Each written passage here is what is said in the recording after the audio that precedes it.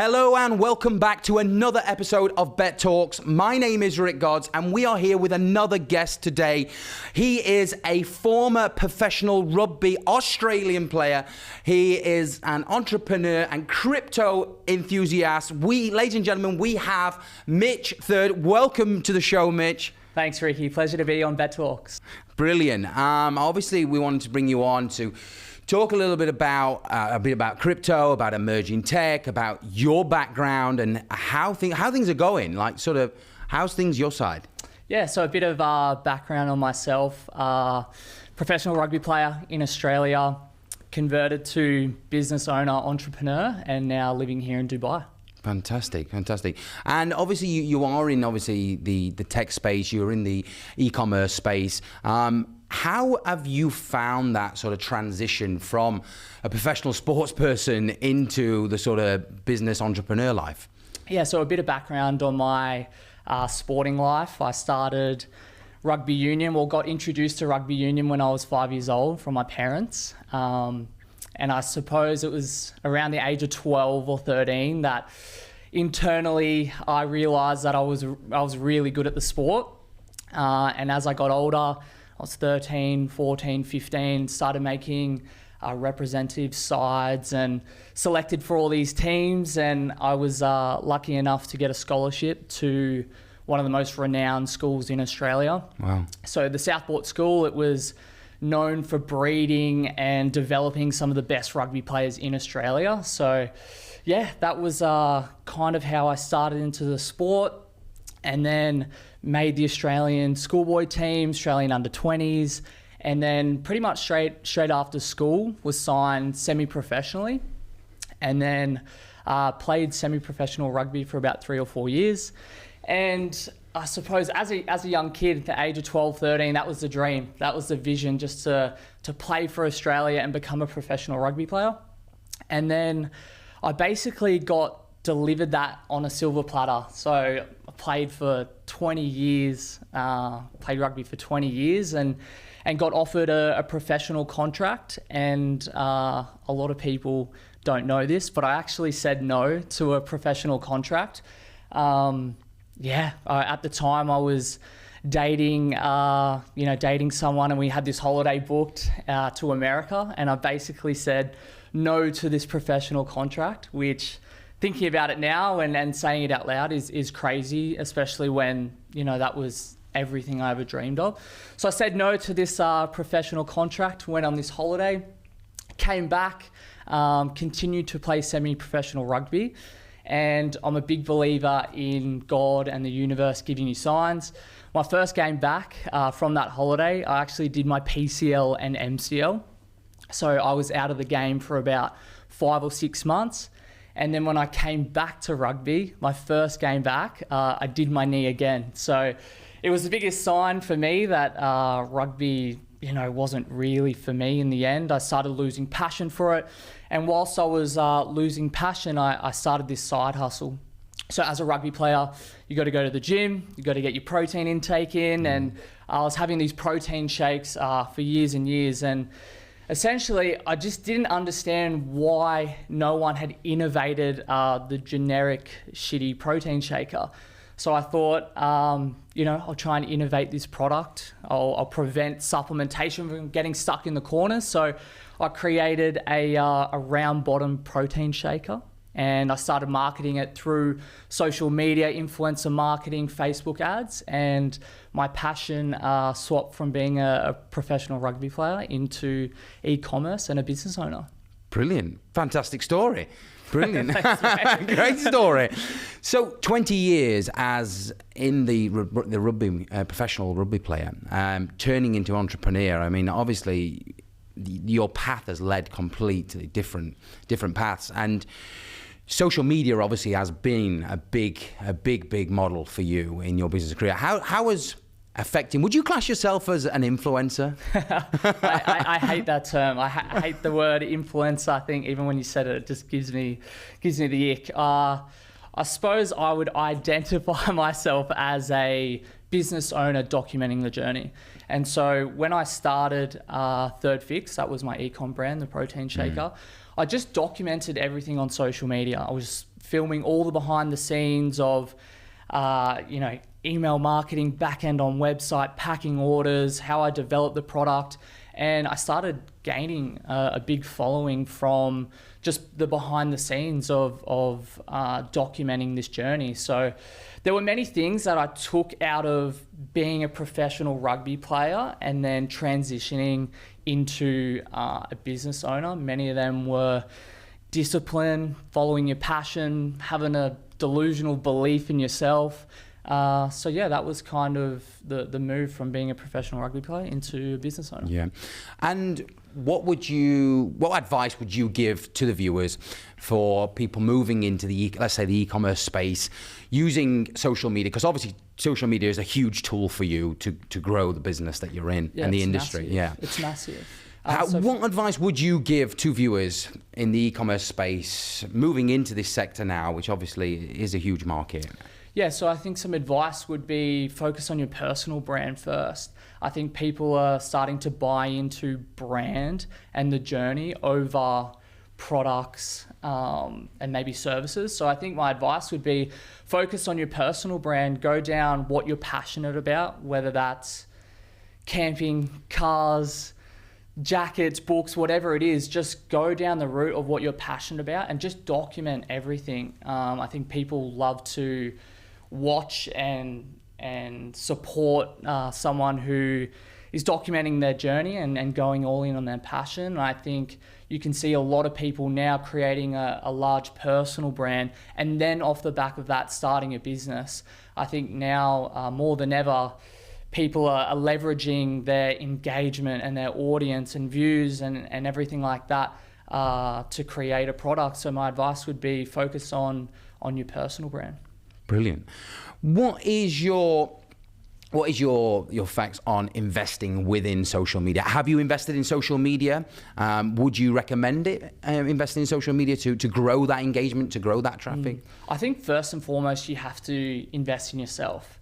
Before you look externally, look internally and reflect on where you're at in life. And I think you have to invest in some of your weaknesses and some of the things you're not good at.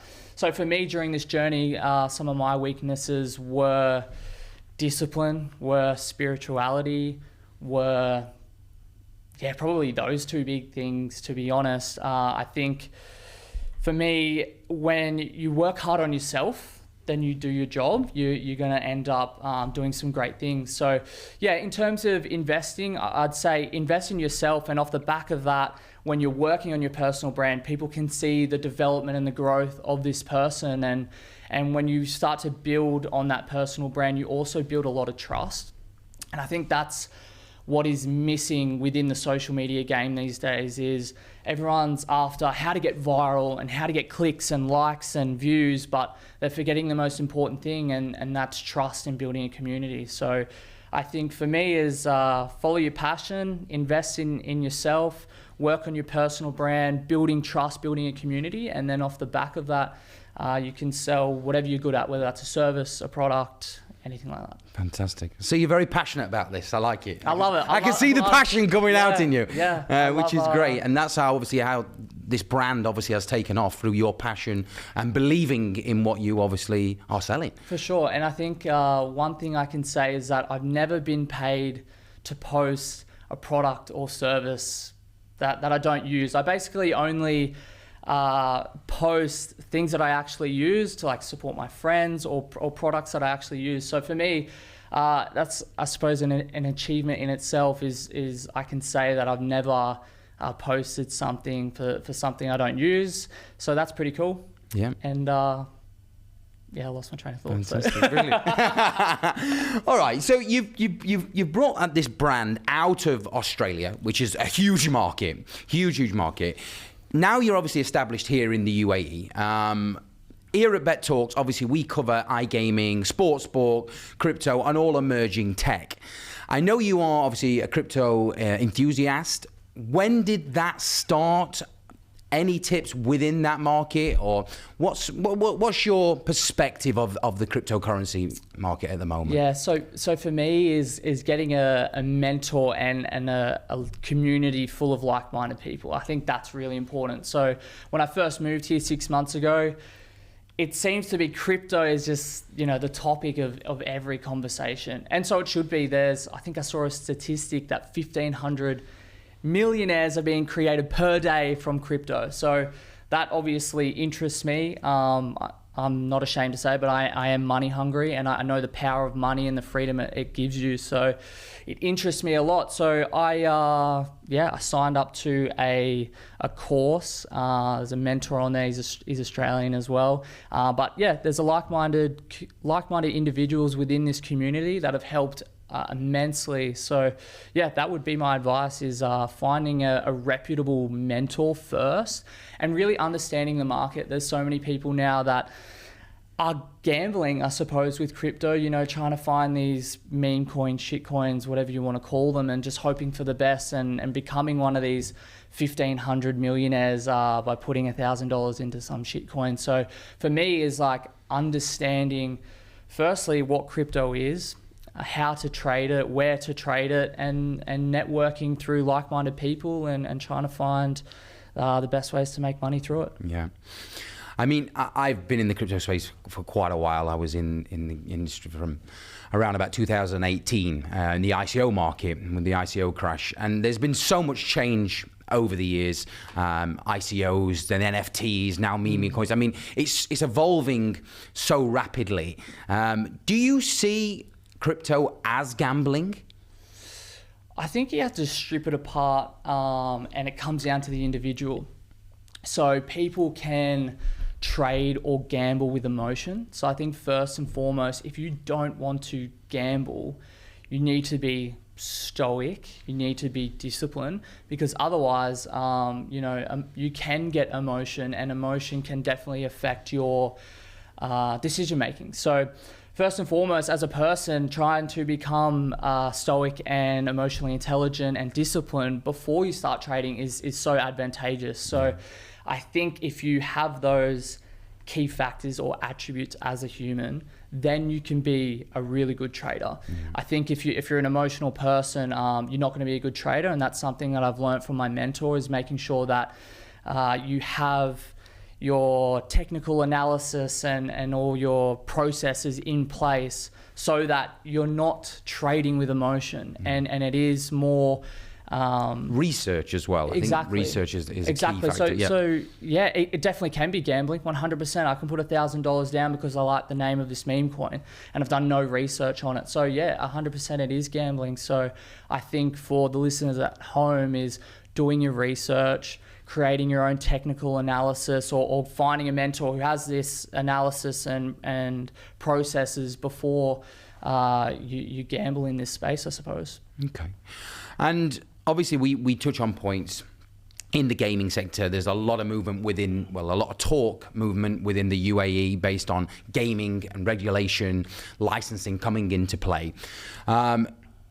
Australia has a huge market within the gaming space. And how crypto and gaming combined. I mean, let's look at the factor of stake. I mean, these guys are the biggest crypto casino in the world, Australian based. I mean, there's so much happening within that region, within Australia, and obviously you're from Australia. Do you want to sort of touch base on that? Yeah, so ever since, honestly, during school, I started gambling. The culture, the gambling culture in Australia, I think per capita is probably the biggest in the world. I saw a statistic. I'd say it's up there, yeah. I saw a statistic. It was 80% of men in Australia have gambled in their life. That's insane. You get 100 people, 80 of them have gambled. So, and they're all on the East Coast because there's not much happening anyway. Exactly. Yeah. They're all on the coast. They're all on the East Coast, yeah. And so the culture in Australia with gambling is crazy, and it's not in a negative way. For example, I used to love Sunday afternoons because I know the UFC would be on and we'd all be betting on it, and the experience of going to a friend's house or the casino to watch the UFC was 10 times better because you had a bet on it, and it makes it so much more interesting. So Yeah, to answer your question, the culture in Australia is very heavily pro gambling, and there's a lot of pros and negatives for gambling, and I think there's a lot of things that the UAE, once it becomes legal here, can adopt from Australia. That's the experiences, like I said, with this UFC Sundays. There's a lot of sporting events, even now with Saudi taking on the boxing and everything. There's a lot of experiences they can create around gambling, and I think it can be a huge positive and a huge marketing thing for the UAE. Absolutely, for sure. I mean, you just touched on some huge key points there, such as Saudi with the boxing. They're taking on all these sports events like the Live Tour. They've just bought the PGA, buying these professional golfers for ridiculous hundreds of millions US dollars to move from the PGA Tour. So there's a lot of activity. But I mean, obviously, compared to Australia, UAE, what do you think that obviously Australia has a lot of land-based casinos, has a lot of online casinos as well. What factors, pros and cons, do you think that would adapt in the UAE once these licensing and legislations actually come into play? First and foremost is money. That's a pro in itself. The amount of money that would be invested into the UAE from online casinos, land casinos, sports betting, gambling, everything like that would be absolutely crazy. And I think UAE is the center of the world for tourism, and if you make gambling legal here, there's only more positive things to come from it. And for me, from my personal experience, I don't really see gambling and crypto and these things as negative, just because I've done the work within myself to be emotionally intelligent and to surround myself with like-minded people. So I think, I have a strong mentality that gambling could never really affect my life in a negative way. And I think, that's with vices in general. If gambling is your vice, it's okay to have a vice as long as you are working it off, right? Similar to chocolate. If you like chocolate, you got to work it off. If you like drinking, you got to work it off. It's the same with sort of gambling and these things. If you want it as a vice, you've got to maybe have the mentality that maybe that $100 that you have there doesn't exist, and if you win from it, you win from it. There's got to be a balance. Exactly. So there are a lot of, for me, way more pros. If the UAE adopt gambling and online casinos and everything like that, there's way more pros than cons. Okay. Well, the media talk at the moment is Ras Al Khaimah, that will be announcing their first land-based casino on Marjan Island, the Win. Now, how do you see that compared to Dubai? Casinos not being here yet, or maybe not. I mean, my conspiracy is it is the Vegas and the LA difference, same as Macau, Hong Kong. The difference between them, you would go to Macau to gamble, from Hong Kong, the city, to the desert, etc. What's your thoughts on that? I think it's amazing. I think when you have a casino like that, the opportunities in general to build around it, and the experience to have around it as well. If you move things up that way, that the traffic down here becomes a lot less. Get the people out of here and more down there. But I think it's going to be an amazing structure in itself. The UAE build some amazing things. So if they're planning on building a casino there, it's going to be insane. So. Look, I don't really have a huge perspective on it. I can only see the positives out of this. Like I said before, working on yourself and then going into a casino and experiencing these amazing things and doing that, I only see it being as a good thing for the UAE. Fantastic. So, I mean, listen, we've covered a lot of topics. Yourself, congratulations on your e-commerce business, professional sports enthusiast, moved into a businessman entrepreneur. What does the future look like for Mitch Third? Yeah, I think, man, 2 years ago, a year ago, I'd be so clear on like my vision and what I want. But something that I've learned through just life experience and maturity is just focusing on the 24 hours that I have ahead of me and being extremely present. And as long as I'm waking up, doing my routine, focusing on my habits and becoming the best version of me, things like my business with Let's Go, my self-development and opportunities. Are we now sponsored by Let's Go? Yes, we're now sponsored. Bed Talks is now sponsored. Here at Bed Talks, we're sponsored by Let's Go. The number one growing beverage company in the UAE. So Let's Go is my baby. I started this about 9 months ago. And it stays on that journey of following your passion. So Let's Go is a pre-workout drink. Our key sort of point of difference is that it's fizzy free, right? So I was drinking these 1/2 litre fizzy pre-workouts before my gym, and it didn't really make sense to me to drink 1/2 litre of fizzy liquid before a high intensity workout. So I wanted to move into that space and innovate. So we made it non-carbonated, which is the carbonation is what makes it fizzy. It's sugar-free, only 5 calories. We've put creatine in it, made from all natural ingredients. And even the branding of it is super minimalistic. You look in a gym fridge or a supplement store fridge, and all these cans are light and colourful and bright and busy. So we went the complete opposite. We went minimalistic. So yeah, the journey so far is we launched in Australia. The initial response from it was amazing. I think everyone just loves the name of it. Let's Go. So, and then off the back of, building that community and trust with my social media, I was pushing it through there. So I suppose where I'm at now is I'm trying to bring the product here to the UAE. I've had huge difficulties with bringing it here. We changed manufacturers. We were delayed 7 months. And then once the stock was made, half of it was destroyed. So, majority of people, if they started a business they weren't passionate about, they probably would have given up. You spend hundreds and hundreds of thousands of dollars on a product to be delayed 7 months and half of it destroyed. You probably... So you're finding business within the UAE more challenging than Australia? Well, the manufacturing process is still in Australia. I haven't quite brought it here.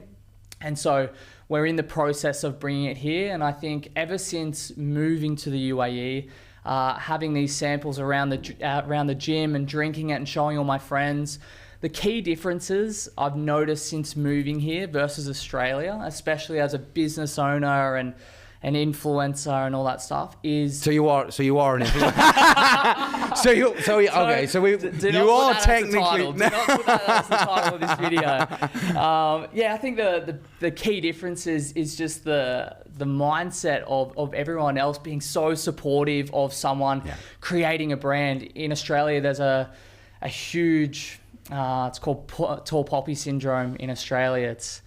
It's fucked. It honestly is. Anyone who's doing well, who has status or a successful brand or anything, they're trying everything they can to bring you down and to see you fall. And I think the biggest thing and the most positive thing I've seen in Dubai is every time I show this can to someone, they're like, how can I invest? I want to buy some. I want to support you. How can I get into my shop? Blah, blah, blah. Like, it's just such a... positive energy here, and everyone just wants to support. I've seen this a lot, especially in the UAE. It doesn't make a difference what age you are, whether you're 22, 32, whatever age you are. Everyone's so actively wanting to get involved in whatever it is you're doing. The likes of such as the UK, London, even Australia, Sydney, people are very reserved. And if you don't have that sort of knowledge, that history, they sort of frown. I mean, you've got crypto entrepreneurs at 22, 23-year-old running $100 million companies. It's just crazy. So there's so much growth here. And I mean, listen, this is exciting. I've got to try this. So how many flavors are there? There's 4 flavors. Okay. We have at the moment green apple. You're holding blue raspberry. There's lemon lime and mango tropic. And these have obviously, they have to be cold generally, yes. Yeah, that's warm, so let's try give it a crack. So this is the blue raspberry. This is Let's Go. Ricky. This is Bet Talks, Ricky. Bet Talks, Rick Gods. First trial of Let's Go. Let's try it. It's good. It's good. Let's go. I'm ready for the gym now. Let's go to the gym. I think so. Like when I look at Ricky's initial response, is like people are used to the fizz and the carbonation, right? I think the initial like, oh, it's not fizzy, like it's a still pre-workout. Yeah. That's usually the initial sort of response. But I wanted to come into this space. I wanted to innovate, similar to Third Fix with my shaker bottle. I innovated by creating a round bottom, making a stylish shaker.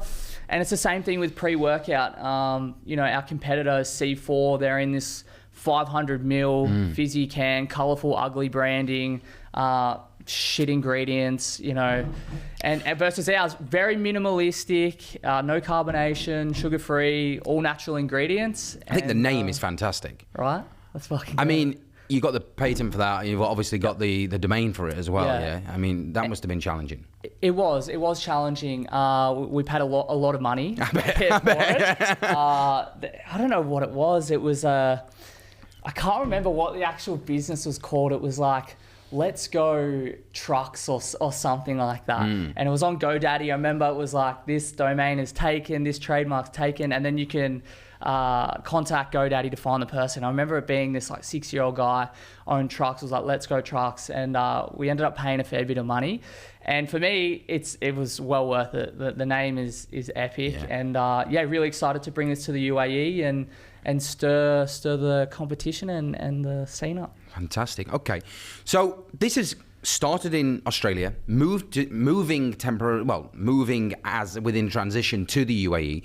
What does the future hold for Let's Go? Yeah, so I want to be the biggest pre-workout in the Middle East. So we want to take over the GCC. So Dubai, Saudi, Qatar.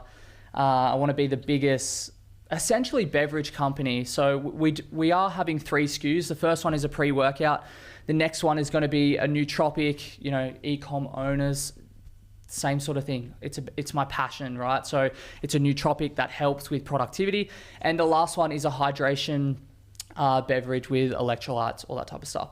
So essentially, I want to be the biggest beverage company in the GCC. And at the moment, I love this thing. It's giving me a lot of purpose at the moment. I'm walking into distribution offices with these global sort of distribution companies and just giving off this passion and energy and really selling the vision so that they believe in it more than I do. So I'm lucky enough that I exited from my previous brand and I'm sort of going all in on this, and really excited to see this thing take off in the UAE. Brilliant. And where can we find Let's Go at the moment? Where are they out in stores? Where are you finding them? So a difficult transition, Ricky. Like, we're sold out in Australia. Like I said, we had that huge, massive, I can't understate the setback we had with the second manufacturer. So at the moment, we're sold out in Australia.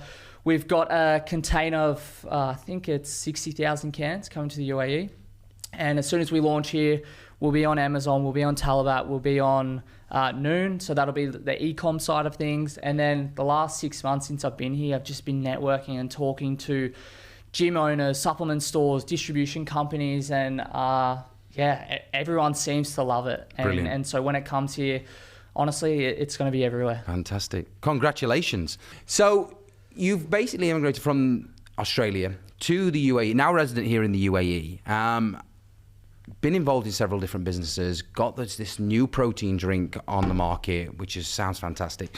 Tell me a little bit more back when you was back in Australia. Now, obviously, I know there was some media, articles about you. Tell me more about that.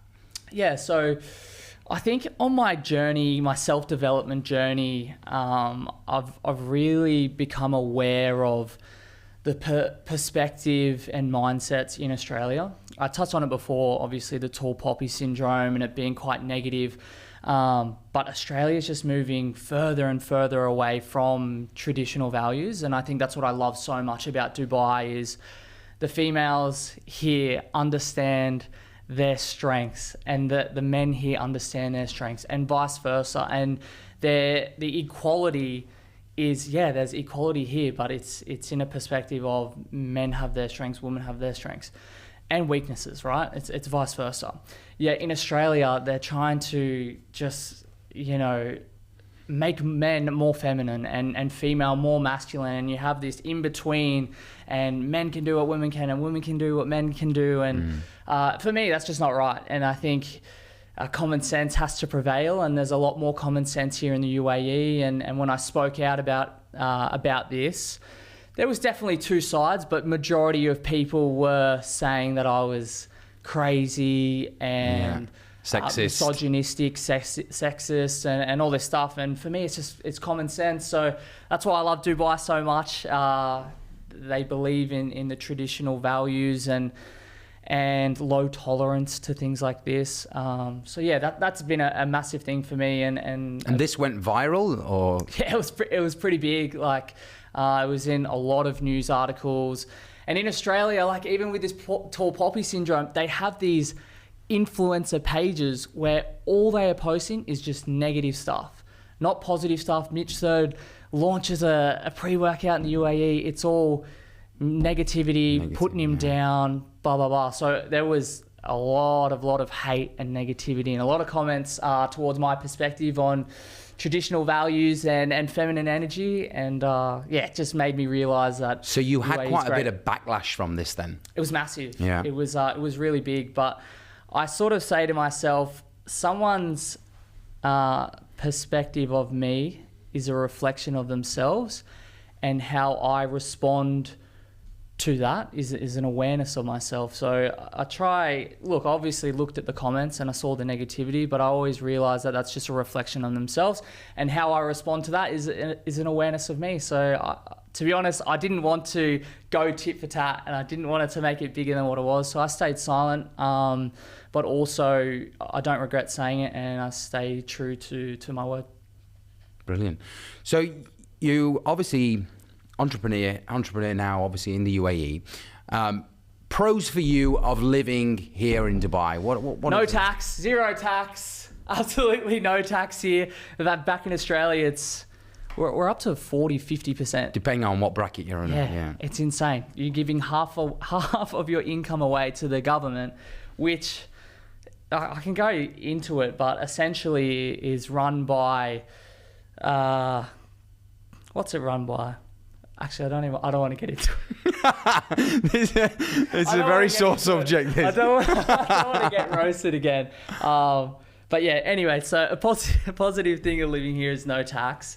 That is such a attractive thing for me, is the no tax. Obviously, there are silent taxes here with, some fines that are crazy amounts and other things that you have to pay for, of course. But for me, networking, I think everyone here in Dubai, all the immigrants here in Dubai are so like-minded. Everyone wants to become the best version of themselves. Everyone wants to make as much money. They're all going to the gym, becoming, just the most fantastic possible version of them. And I think that's amazing. I think when you surround yourself with like-minded people, there's an energy about that. And I think the overall frequency of when you walk into these rooms, when you talk to people about new brands and new strategies and new ideas. People are very open to it. So open-minded here. And it's always, majority of the time, so positive. And with that open-mindedness comes with different perspectives as well. So yeah, that's been a game changer for me, is just the overall frequency of Dubai is amazing. And then just the opportunities here. Every time I talk to someone about what they're doing, it just opens my mind up to how many ways that you can make money. I think the average millionaire has 7 streams of income. So I'm always wanting to, increase my finances. And yeah, for me, the quality of living in Dubai here is amazing. The service is the best in the world, hospitality best in the world. And it's just so motivating. The competition here is crazy.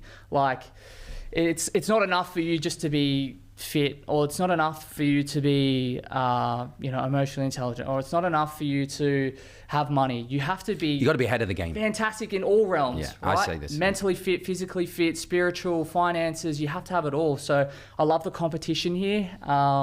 It just motivates me even more to keep inspiring and motivating people on my personal. Let's say, look at the big operators. Obviously, they have a lot of brand ambassadors, the likes of Steak in Australia. Yeah. I mean, they use Drake. I mean, Drake is paid like $10 million a month to promote this brand.